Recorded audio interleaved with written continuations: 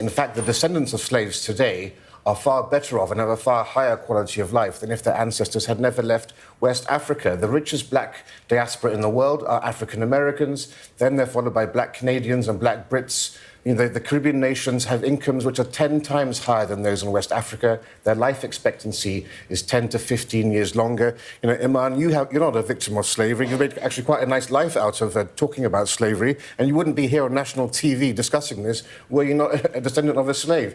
It's time for...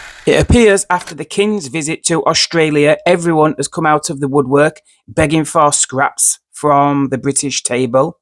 This woman is back arguing for reparations for events centuries ago. Luckily, this historian is back as well to destroy her outrageous arguments. It really is pathetic that reparations keep coming up time and time again and making headline news each time it does. Soon, everyone will be digging up the past looking for a reparations claim as a quick and easy way to make some cash.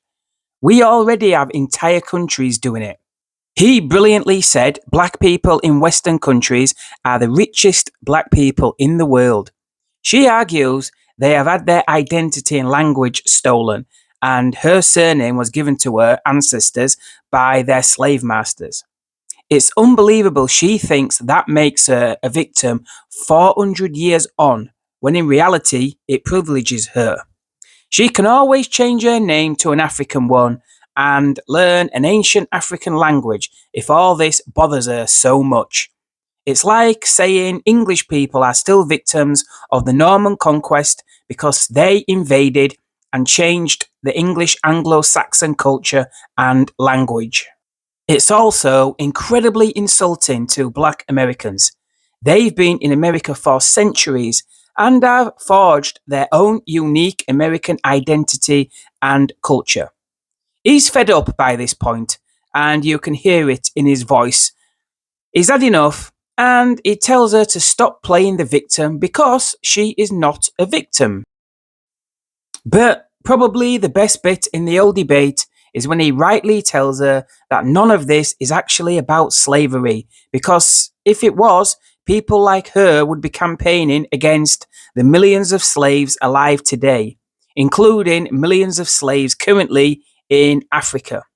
They don't care about them because they can't be used to attack Britain and America. As usual, that's really what all this is all about. Anti-British activists like this woman want to bring down Western nations and capitalism. Throughout the debate, she keeps comparing the Holocaust to slavery to make her point. It's rather odd because both are incomparable. After that, it pretty much descends into a shouting match and the host has to step in. But by this point, the humiliation is already complete and he has already put the debate to bed.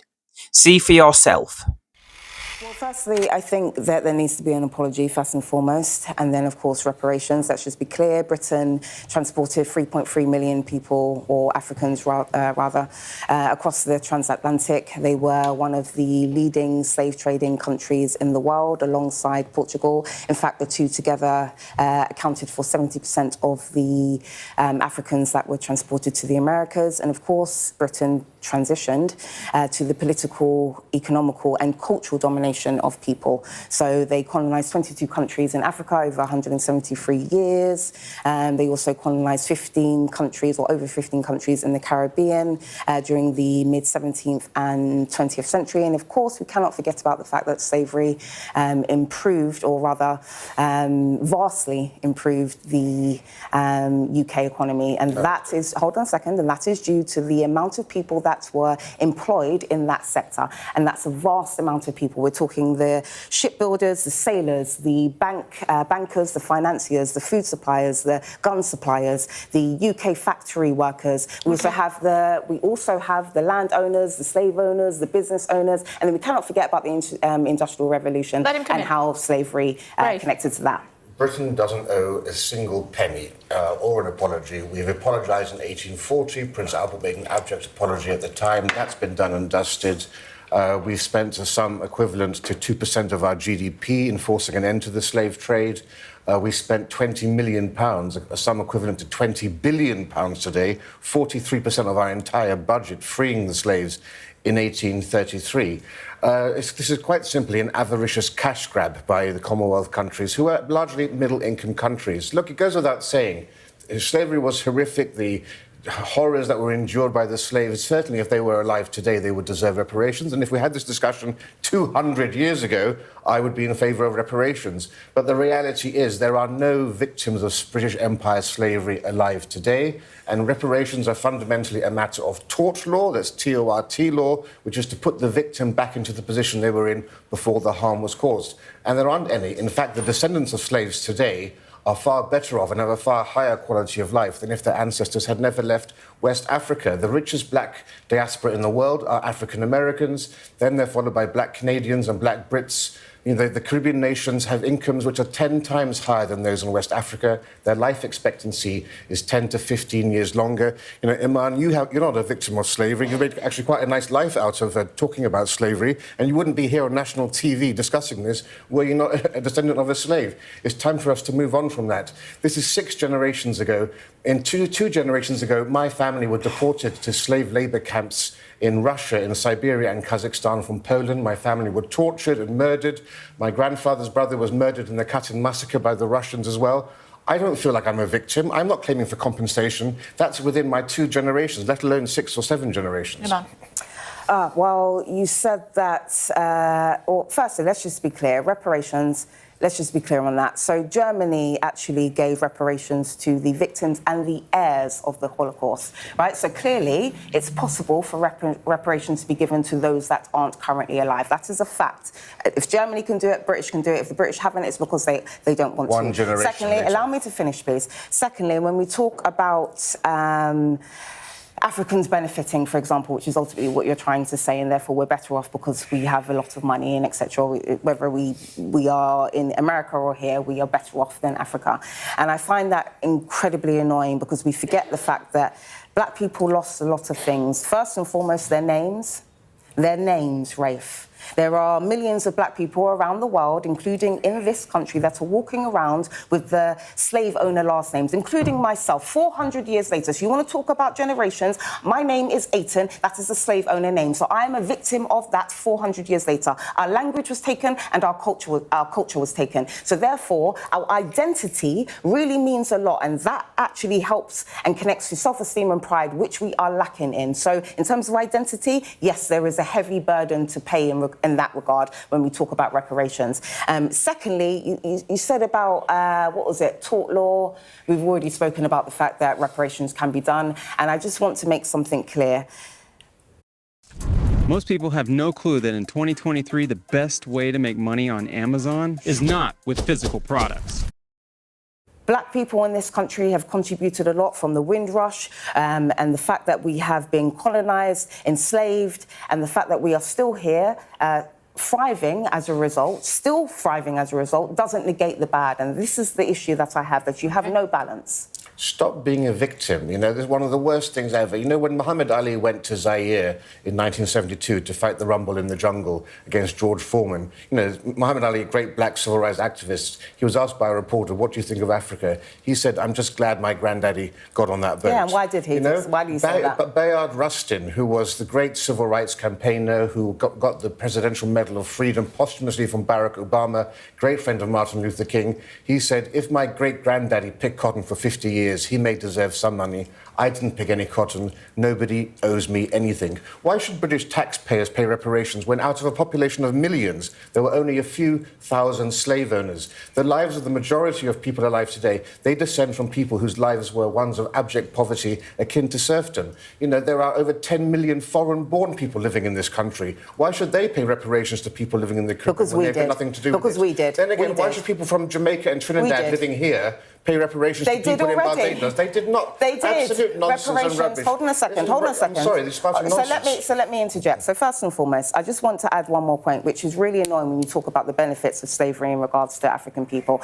I find it incredibly annoying because that logic, if it was actually accurate, the same thing could be applied to Jews. One could argue that Jewish people, for example, benefited from the Holocaust and Hitler due to the fact that they were given the state of Israel, their life expectancy has improved, and Israel's GDP improved. Allow me to finish. Their GDP improved as a result of Germany giving reparations in 1952. So would you say on national TV that the Jewish people, the Israeli Jews, should be grateful for the murder, torture and rape of their people due to the fact that they have a bit of money today? You wouldn't say that. Allow me to finish. You wouldn't say that. We're talking about 200 years ago. We're not talking about things that happened within My granny's mum was a slave. What are you talking about, sir? Within one lifespan. My granny's mum was a slave. What are you talking about, sir? None of this is about slavery at all. If it was, people like Iman would be campaigning actively against the 10 million slaves living in Africa. Many people do. No, it's actually 50 million slaves around the world, and we do talk about it. You just don't talk about the slavery. Let me finish now. Let me finish. The International Labour Organization says that 7 in every 1,000 Africans is a slave today. Slavery was everywhere, Hundreds of slaves are sold every week in Libya, as CNN has reported. Pakistan is the global centre of slavery around the world. So why are you not protesting outside the embassies of Cameroon and Sudan? There are 800,000 slaves in Cameroon today. The fact that you're more concerned about Industrial Revolution, the fact that you're more concerned about things that happened 200 years ago rather than the plight of people today tells me all that I need to know about the real cause here. This is about undermining Britain and the West, and it's an avaricious cash grab. The fact that you're more concerned about the past than the living horrors of people in Africa says everything. We're concerned about today. Let me just be clear. Yes, we are. Let's just be clear. What protests have you done? What protests have you been on? You've just spoken. I haven't been on a protest in many years because I've been on TV. So let's just make that clear. Hold on a second. You did BLM protests, but you won't go and protest modern slavery. It's Sky News. It's first thing in the morning. I don't want to interrupt you. Allow me to finish, please. Thank you. So if we're going to talk about slavery, yes, there are many people that talk about slavery today and slavery that happened in the past. But let's just be clear on something. The transatlantic slave trade is very important in regards to the Industrial Revolution, which was one of the most... Allow me to finish, Rafe, which was one of the most significant...